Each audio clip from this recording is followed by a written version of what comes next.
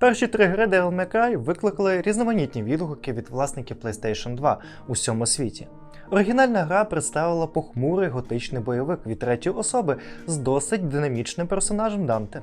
Син могутнього лорда Спарди, який використовує меч, щоб розірвати своїх динамічних ворогів. У той час, як оригінальна гра була великим кроком вперед в ігровій індустрії, Devil May Cry 2 розглядалася багатьма як великий стрибок назад.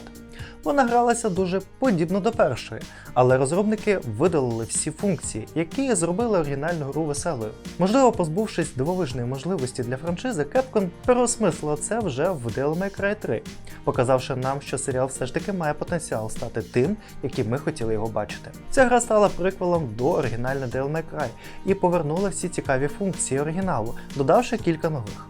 Devil May Cry 4 частина розгортається між оригінальною першою та другою частиною. Хоча це може здатися заплутаним способом створення сиквела, він добре заповнює заплутані діри в сюжеті між двома іграми. Як і в попередніх іграх серії, Devil May Cry 4 використовує структурну систему в стилі місій. Гра складається з 20 місій, кожна з яких зосереджена на окремій частині сюжетної лінії та передбачає окремі цілі та монстрів, з якими потрібно боротися. Наприкінці місії ваша продуктивність оцінюється на основі отриманої шкоди, використання предметів, зібраних червоних куль, витраченого часу та кількість накопичених очок стилю. Гра розділена на 3 окремі кампанії з 5 ігровими персонажами. Є основна кампанія з Неро і Данте, сюжетною лінією Вергілія і другорядною кампанією з Леді та Тріш у головних ролях. Хоча в кожній з них є своя власна історія, яка спирається на загальний сюжет.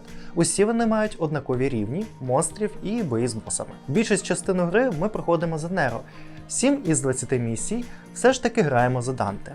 Кожен персонаж має свій власний, дещо унікальний стиль, що забезпечує абсолютно новий екшн-досвід.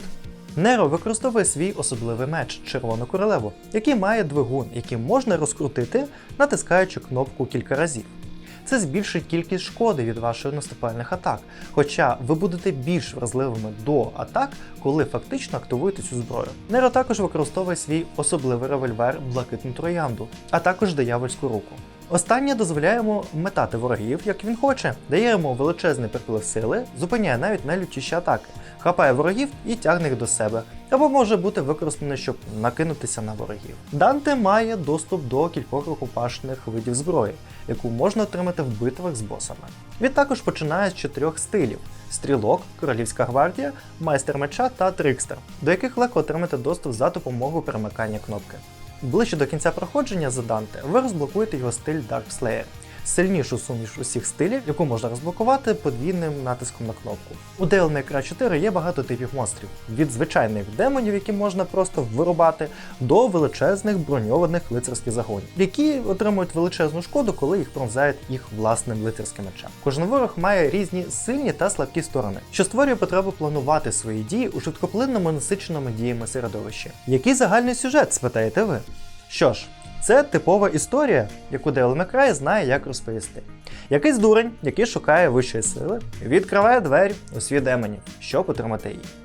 Тепер Данте, Тріш, Леді та новий хлопець Неро повинні взяти участь у справі та врятувати ситуацію. Справедливості заради, історія ніколи не була головною темою серії DMC.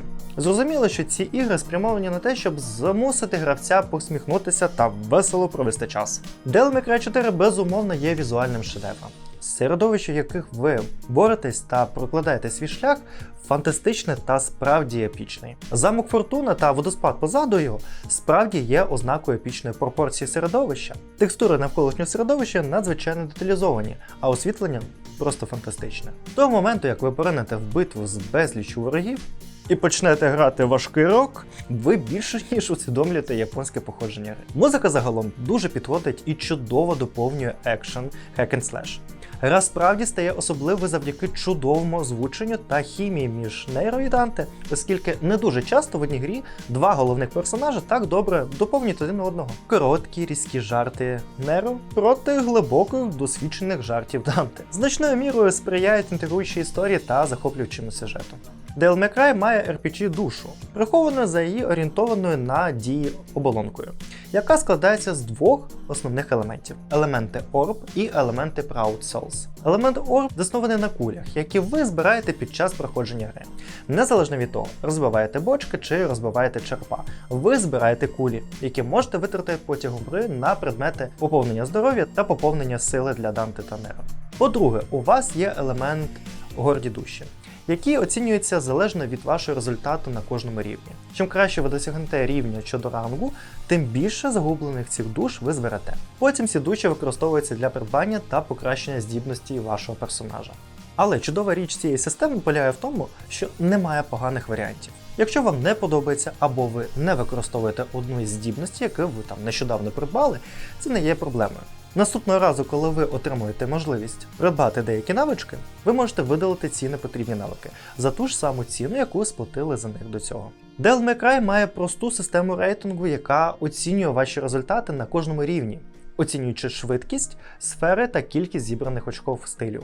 Очки стилю – це в основному обсяг ваших комбо. Якщо ви збираєте комбо рангу A або навіть S, ви, ймовірно, закінчите рівень із високим рейтингом стилю.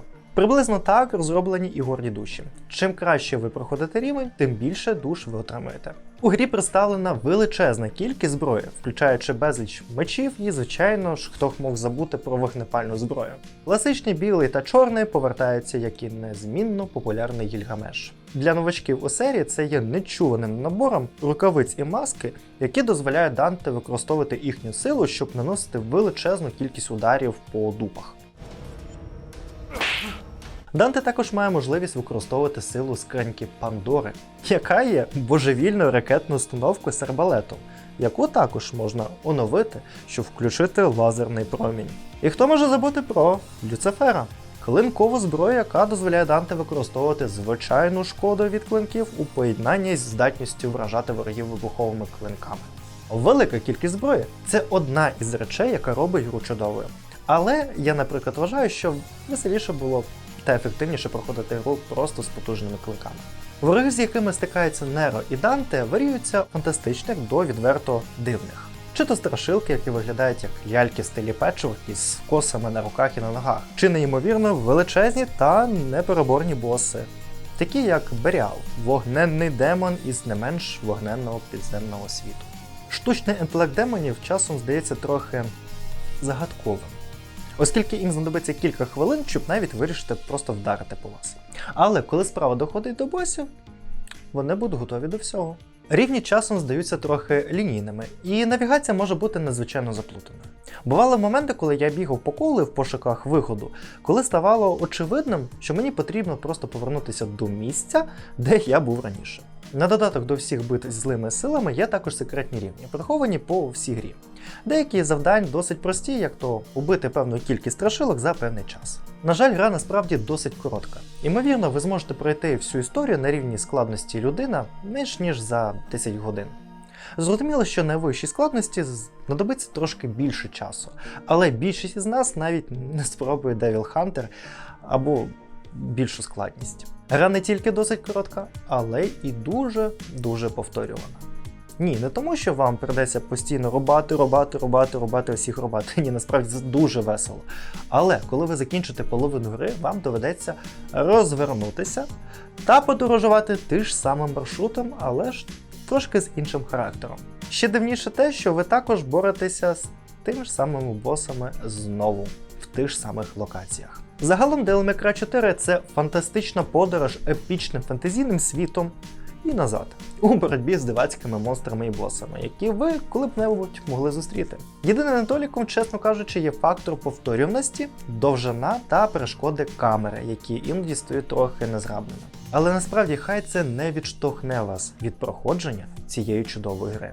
Дякую, що подивився цей огляд, дякую, що залишаєшся з Даріусом та слідкуєш за нашими новими оглядами. Тут я завжди YouTube покаже декілька відео, які може тобі сподобатися, тож прошу, загляни, подивись. Десь зверху може бути там значочок Даріус, щоб це можна було підписатися на наш канал. Ще раз дякую за перегляд. З тобою був Богдан. Па-па!